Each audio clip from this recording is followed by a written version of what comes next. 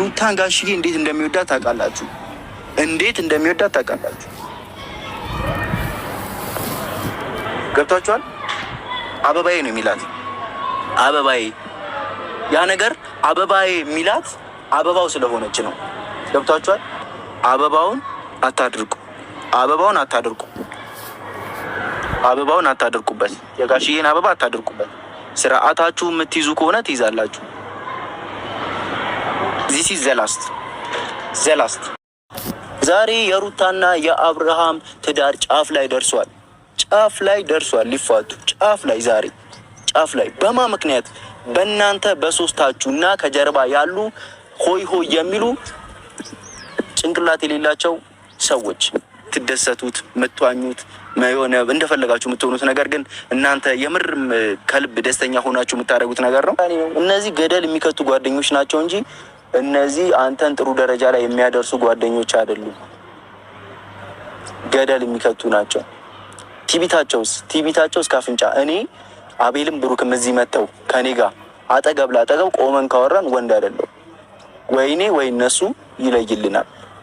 ብዙ ሰው እነዚህ እባብ ናቸው ብለው ሲሉ እኔ ደግሞ ከዚህ በፊት ያሳለፍነው ይሄ ላይፋችን እነዚህ ልጆች መልካም ልጆች ናቸው። ከኔ ጋር ያሳለፍነው አቤል ጓደኛዬ ብዙ ነገር አብረን ደጉንም ክፉንም ያየነው ብሩኬም በቃ እንደዚህ ብዬ ብዙ ነገሮችን ከቨር ለማድረግ ሞክሬ ነበረ። ግን አሁን ቋቃለኝ። አንድ ባለትዳር ልጅ ጋሽዬ ሩታን አበባዬ ወርቄ ነው የሚሏት ሰበር ዜና። ሰላም ጤና ይስጥልኝ ክብራንና ክብራን አድማጭ ተመልካቾቼ በያላችሁበት የዓለም ዳርቻ ሰላማችሁ ይብዛ።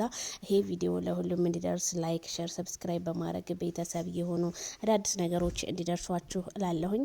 እንግዲህ የብዙዎቻችሁ ጥያቄ እንዲሁም በጣም አመሰግናለሁ ተሻለሽ ዜድ እያላችሁ ለእናንተ ሚዲያልኩ ተገድጄ ቪዲዮ ሰራሁ። አመሰግናለሁ ሁላችሁንም ማለት ነው። ሀሊማዬ ቴንኪዩ እና ብዙ ሰው እንግዲህ በዛሬው በትናንትና ሌሊት ቪዲዮ በተፖስተው ላይ ሩታ በሽታ ይዝሻል፣ ሩታ አብርሃም በሽታ ይዞብሽ ነው የሚመጣው፣ ከሱ ጋር እንዳትሆኚ፣ ካሁን በኋላ ትዳርሽ ምንም የሚሆን አይደለም እያላችሁ ኮሜንት የምትጽፉላት ሰዎችን በጣም እያየሁ ነበረ።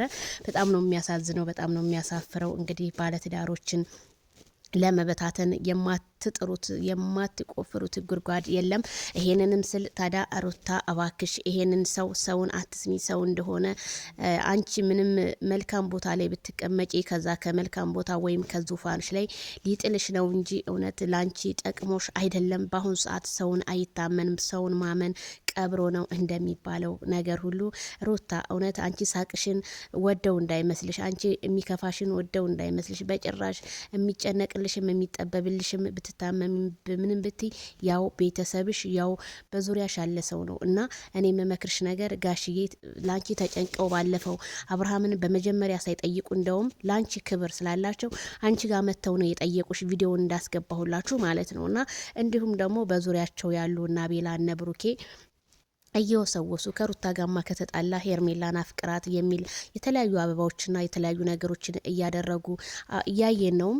ከዛም ነገር ላይ ብትወጡ እና ቤላ እነ ብሩኬ ይሄ ነገር ምንም አይጠቅማችሁም ብዬ ነው የማስበው። በጣም ከባድ ነው። ሶስተኛ ሰው፣ አራተኛ ሰው፣ አምስተኛ ሰው፣ ስድስተኛ ሰው ሆኖ ሰው ትዳር ውስጥ መግባት በጣም ወንጀል፣ ልክ እንደ ወንጀል ነው የሚቆረጠውና ሩታም እንደኔ በቃ የሆነ ውሳኔ መወሰን አለብሽ ማለት ነው ከትዳር አጋርሽ ጋር አብረሽ ለመኖር።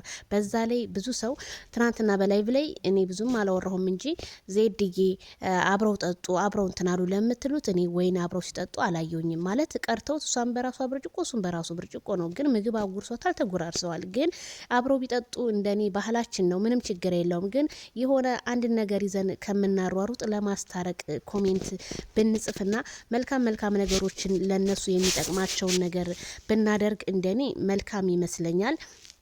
ምክንያቱም እልክ ውስጥ ነው የተጋቡት። በቃ አብርሃም ነው የፍቅር ጥያቄ ያቀረበላት ኢቲሲ እሷ ናት ምናምን። ይሄ ሳይሆን እነሱ አብረው የሚሆኑበትን መንገድ ሁሉም ሰው ተረባርቦ ቢፈጥር ነው። አዎ በአንድ ባለ ትዳር ሰው ትናንትና ያንን ማድረግ አልነበረበትም። ግን አብርሃም የሆነ ነገር ሆኗል። አብርሃም በሰላሙ አይደለም። አብርሃም እንደዚህ አይነት ልጅ አልነበረም።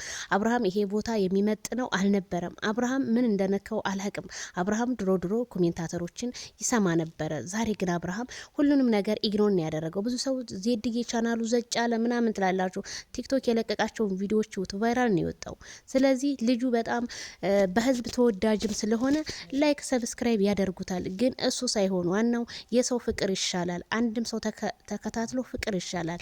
ሰው ስለበዛ ምንም በሽታ ነው እንጂ ሌላ ምንም የሚያመጣው ታሪክ የለም። እውነቴን ነው የምላችሁ። ከፍታ ላይ ስትሆኑ ከከፍታው ላይ ዝቅ ለማድረግ ብዙ የሚሯሯጡ ሰዎች አሉ። እኛ ሰው ብንሆን አብርሃምና ሩታን አንድ ለማድረግ እንሯሯጥ ነበር። አሁን ላይ ግን እያየን ያለ ነው አብርሃምና ሩታ ይለያዩ፣ በቃ ትዳራቸው ትክክል አይደለም፣ ወላሂ ማርያምን ኢቲሲ እያልን ነው እየማን ያለ ነው። ለምን ያ ነገር ሊሆን ቻለ?